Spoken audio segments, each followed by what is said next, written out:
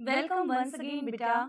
जैसा कि हमने प्रीवियस लेक्चर में स्टार्ट किया था अपना चैप्टर कंट्रोल एंड कोऑर्डिनेशन, और हमारा लास्ट टॉपिक जो था आपका that is related to your human nervous system.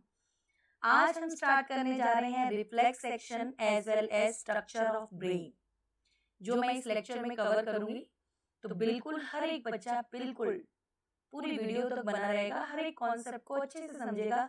Still किसी के कोई डाउट्स हैं, कोई प्रॉब्लम है, स्टिल कोई चीज क्लियर नहीं है, कमेंट सेक्शन में लिखिएगा, definitely I will reply.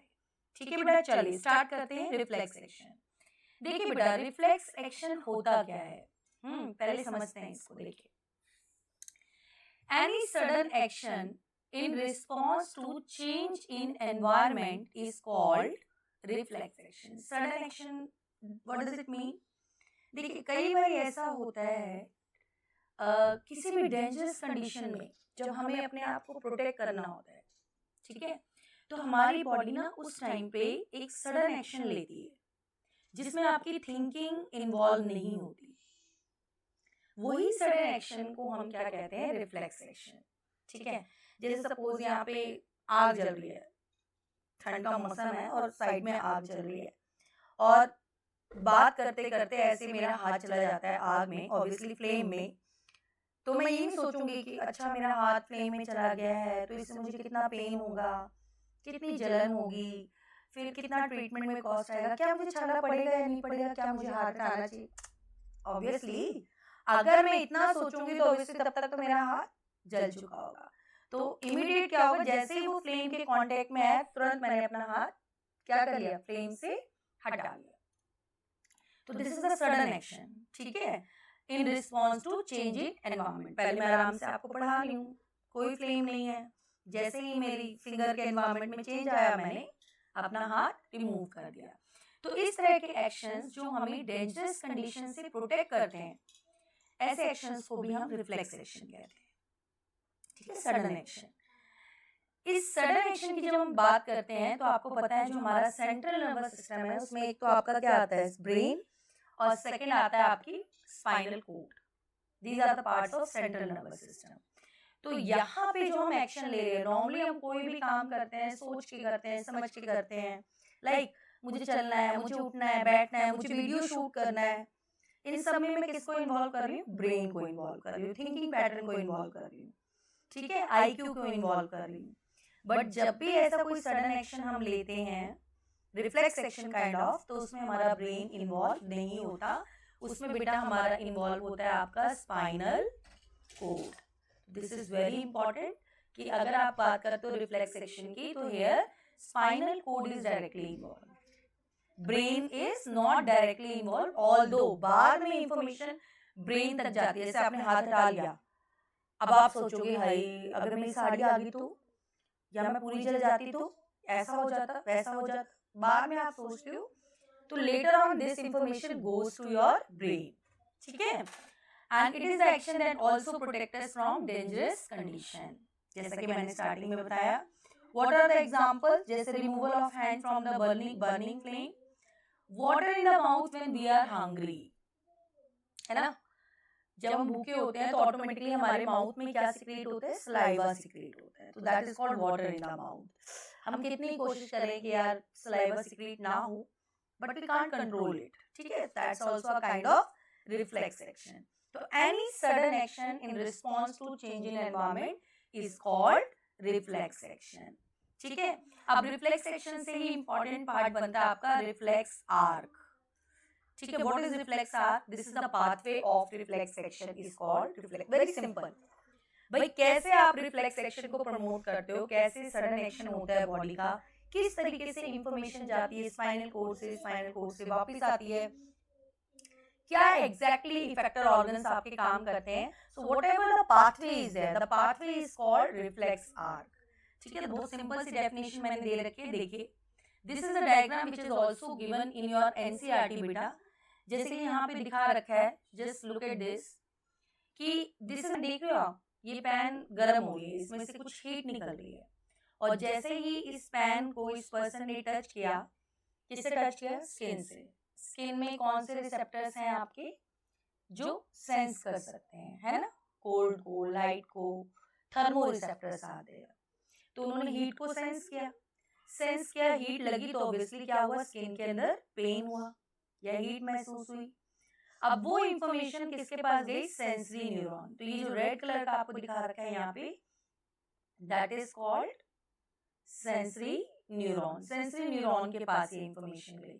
Sensory neuron से ये इंफॉर्मेशन जाती है हमारे सीएनएस से, लेकिन सीएनएस में डायरेक्टली किसके पास जाती है, आपके स्पाइनल कोड के पास। किसके पास जाती है, स्पाइनल कोड। तो ये स्पाइनल कोड है बेटा, ये बीच का जो पोर्शन है। Later this information passes to the brain. जैसे ही स्पाइनल कोड के पास आई, देयर इज इंटर न्यूरॉन, जिसको हम रिले न्यूरॉन भी कहते हैं। मैंने ऑलरेडी प्रीवियस लेक्चर में बताया कि we have 3 types of neurons, sensory, inter neurons and motor neurons. So these are the relay neurons, which is also known as your interneurons. तो इंफॉर्मेशन इंटर न्यूरॉन्स के through again किसके पास आई, आपके motor neurons के पास आई। किसके पास आई बेटा, motor neuron, ये red colour की। और देखिए ये एरो आया फाइनली किसके पास, मसल्स के पास। तो आपको पता है what are the effector organs in our body, either it is your muscles और your gland. We have 2 effector organs, either the muscles or glands in our body. So finally information किसके पास आती है, आपके effector muscles के पास, ठीक है। और ये muscles क्या करेंगे, these muscles contract. जब ये contract करेंगे तो they become shorter in size, they pull the bone and you just remove your hand. So this is the kind of reflex action when you are touching a burning flame, hot pan or any dangerous condition, your hand automatically remove itself without thinking on it. That is the your reflex action. I hope इसमें किसी को कोई problem नहीं होगी, बहुत simple है बेटा। Reflex action के बारे में बताना है, reflex arc, the pathway of the reflex action के बारे में बताना है। दिस डायग्राम इज इम्पॉर्टेंट, ठीक है। आप इसको फ्लो चार्ट की फॉर्म में भी बना सकते हैं, just like this. Hot pan आपने लिया, receptors in the skin, information goes to sensory neuron. Sensory neurons के पास बात किसके पास आई है, इंफॉर्मेशन आपकी स्पाइनल कोड के पास। सब स्पाइनल कोड से inter neurons, then motor neurons, effector organ and finally muscles, ठीक है। तो जिस तरीके से हमने इंफॉर्मेशन पास की थी उसको हमने फ्लो चार्ट की फॉर्म में हम लिख भी सकते हैं। लाइक अगर हमारे पास बहुत ज़्यादा टाइम नहीं है डायग्राम ड्रॉ करने का, आपकी टाइम मैनेजमेंट ठीक नहीं है, तो आप फटाफट इसको फ्लो चार्ट की फॉर्म में बता सकते हो, सो दैट आपकी complete marks remove. Now that is called the pathway of reflex action, ठीक है बेटा। यहाँ तक था हमारा रिफ्लेक्स एक्शन। हाँ जी बेटा, नेक्स्ट पार्ट आता है हमारा ब्रेन। अब आपको पता है कि ब्रेन जो है that is very very important part of our body. हमारी बॉडी को पूरा रेगुलेट करना या कंट्रोल करना किसका काम है, कहीं ना कहीं आपके ब्रेन का काम है, ठीक है। तो चलिए ब्रेन के बारे में कुछ पॉइंट्स जानते हैं। देखिए, this is the highest coordinating centre in our body. This is located inside the skull. आपने देखा होगा ह्यूमन स्केलेटन, ठीक है। तो स्कल के अंदर आपका ब्रेन होता है and that skull is called bony box. इसी स्कल को हम क्या कहते हैं बेटा, these are protected by the bony box which is called cranium. So cranium is very very important, okay. So हमारा ब्रेन किससे प्रोटेक्टेड रहता है, हमारे बोनी बॉक्स में, और उस बोनी बॉक्स का क्या नाम है, that bony box is called cranium, ठीक है। ब्रेन के चारों तरफ बेटा there are 3 layers of membranes which are called meninges, जिसको हम क्या बोलते हैं, मेनिंजेस बोलते हैं। आपकी बुक में ऑल्दो नाम नहीं गिवन है, बट आपको मैं बता दूं, dura mater, pia mater and arachnoid membrane. So this is the outer one, inner one, और ये इसके बीच में रहती है आपकी एरिकनॉइड मेम्ब्रेन। और इन्हीं मेम्ब्रेन्स के बीच में फ्लूइड होता है बेटा, that fluid is called cerebrospinal fluid, जो आपको प्रोटेक्ट करता है किसी भी मैकेनिकल शॉक या इंजरी से, ठीक है। तो कहीं ना कहीं हम बात करें, देखिए ड्राइविंग करते वक्त जब आप 2 व्हीलर्स ड्राइव करते हो, बाइक है, स्कूटी है, तो आप देखिए आपको एक स्ट्रिक्ट इंस्ट्रक्शन दी जाती है किसकी, कि आप हेलमेट वेयर करें। क्यों? क्योंकि हेलमेट क्या करता है, आपके ब्रेन को प्रोटेक्ट करता है।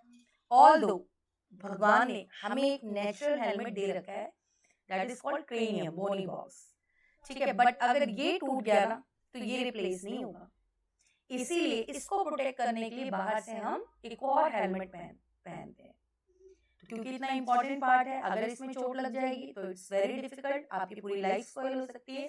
तो this is my special request to all my childrens. वैसे तो 18 प्लस को ही ड्राइव करना है, कोई भी चीज ड्राइव करनी है, बट जब भी आप जाए तो हेलमेट को जरूर पहने। This is a safety guideline. Okay, चलिए आगे बढ़ते हैं। हाँ जी, so the space between the membrane is filled by CSF means cerebrospinal fluid, जो आपके ब्रेन को प्रोटेक्ट करता है किससे? मैकेनिकल शॉक से। चलिए आ जाते हैं बेटा, this is your structure of human brain.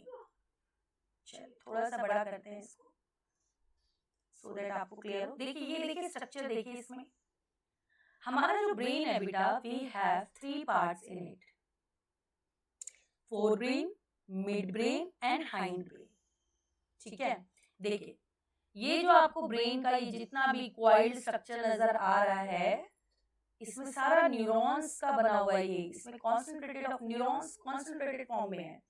जो सेल बॉडी है वो इसका क्या बना रही है? कहीं ना कहीं ग्रे मैटर बना रही है।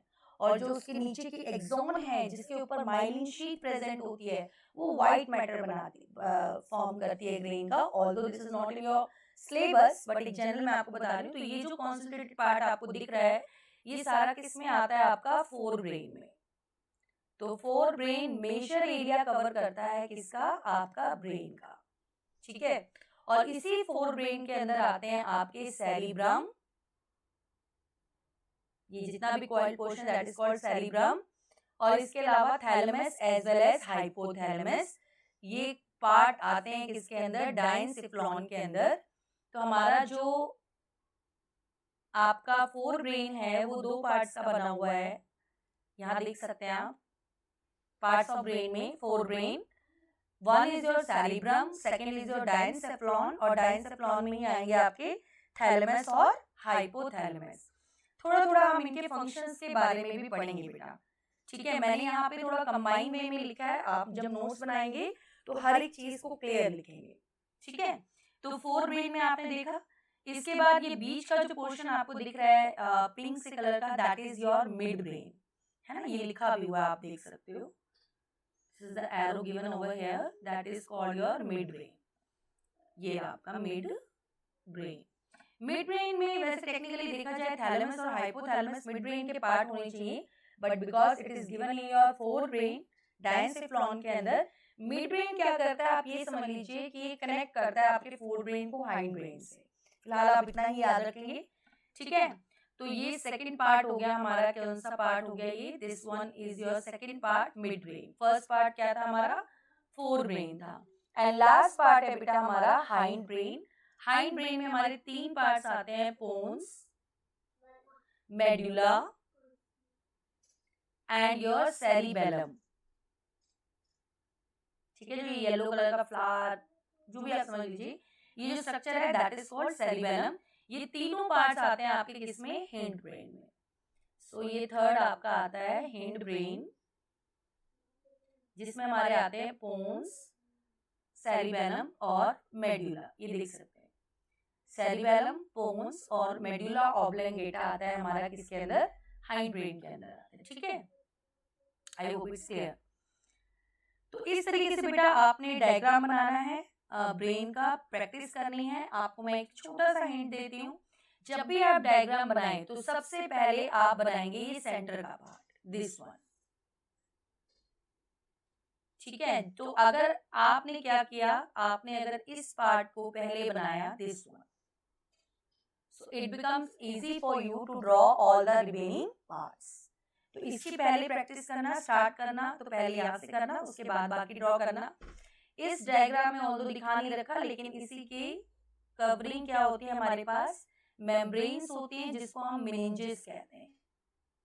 ठीक है, तो इसके चारों तरफ there is layer of membrane, 3 layers of membrane which is called meninges. मैं ज्यादा नहीं बना रही, दिस इज कॉल्ड मेनिंजेस। ठीक है, और मेनिंजेस के ऊपर ही आपका आपके एनसीईआरटी में गिवन भी है व्हिच इज कॉल्ड क्रेनियम। इसी के ऊपर हमारा क्या बना होता है? इसके ऊपर एक बना होगा जो part, that is the bony box. ठीक है, वो आपका बोनी बॉक्स इसमें आएगा आपके क्रेनियम में आएगा, जो आपका नेचुरल हेलमेट है, इस तरीके से आपके एनसीईआरटी में ड्रॉ कर रखा होगा।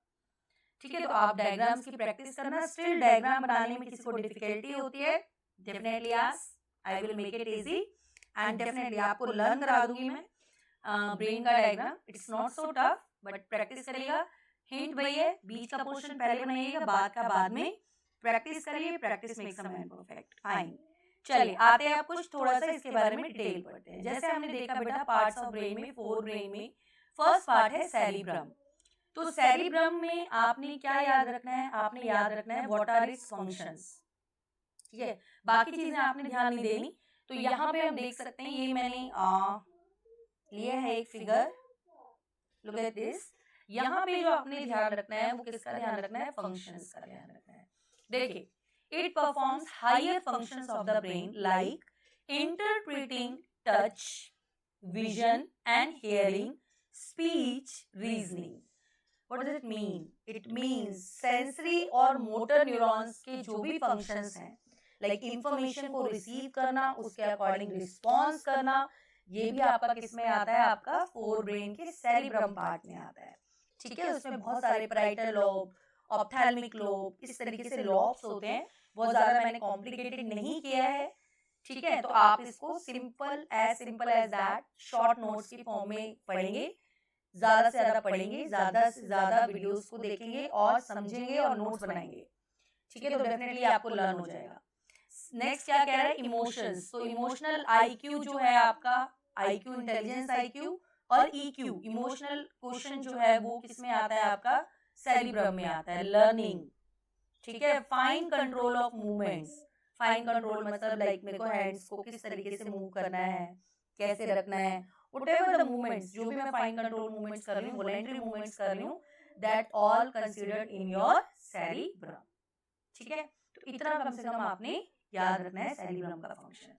नेक्स्ट आ जाते हैं बेटा डायंसिफ्लॉन में थैलेमस और हाइपोथैलेमस। तो ये तो पार्ट है बेटा, हाइपोथैलेमस इज वेरी इंपॉर्टेंट। देखिए क्या इंपॉर्टेंट है, आगे आप पढ़ोगे इसमें, इसका एंडोक्राइन सिस्टम में भी इंपॉर्टेंट रोल है। तो हाइपोथैलेमस क्या है? That is your neuro endocrine in nature.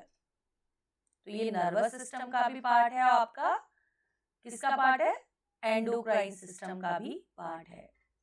तो देखिए क्या क्या रेगुलेट करता है। अगर मैं नॉर्मल नर्वस सिस्टम की बात करूं तो स्लीप एंड वेक साइकिल, मतलब हमारी जो बायोलॉजिकल क्लॉक है, किस टाइम पे हमें नींद आती है, किस टाइम पे हमें जगना, आंखें खुल जाती है ऑटोमेटिकली, वो सब कुछ कौन मेंटेन करता है? Hypothalamus. And it also control the urge, अर्ज का मतलब इच्छा, ऑफ ईटिंग एंड ड्रिंकिंग। तो क्या खाना है, कुछ खाने का मन कर रहा है, कुछ पीने का मन कर रहा है, उसको भी कंट्रोल कौन करता है? हाइपोथैलेमस करता है। तो ये 2-3 बातें आपने इसके बारे में याद रखनी है, बाकी सेरिब्रम के बारे में ध्यान रखना है। ठीक है, नेक्स्ट आ जाते हैं आपका हाइंड ब्रेन पे। मिड ब्रेन में तो कोई खास फंक्शन नहीं है, हाइंड ब्रेन देखते हैं। देखिए हाइंड ब्रेन के 3 पार्ट्स है। सेरिबेलम वेरी वेरी इंपॉर्टेंट, इसमें क्वेश्चन आता ही आता है। आपने देखा होगा जो अल्कोहल पीते हैं, अल्कोहल ड्रिंक करते हैं, उनको मना किया जाता है कि आप ड्रिंक करने के बाद ड्राइव नहीं करेंगे। क्यों? क्योंकि जो उनका कॉन्शियस लेवल है, जो बैलेंसिंग प्रॉपर्टी है, वो क्या हो जाती है? मिसमैच। मान लीजिए पर्सन को लग रहा है कि सामने जो बंदा खड़ा है वो काफी दूर है, ठीक है, और वो बंदा हो सकता है नजदीक हो, तो ब्रेक किस टाइम पे लगना चाहिए? अगर उसमें प्रॉब्लम होगी, सामने वाला तो गया है ना, तो इन दैट केस हमें क्या करना है? ड्रिंक एंड ड्राइव नहीं करना है, बिकॉज सेरिबेलम अफेक्टेड होता है। और सेरिबेलम क्या करता है? It maintain the posture and balance of the body.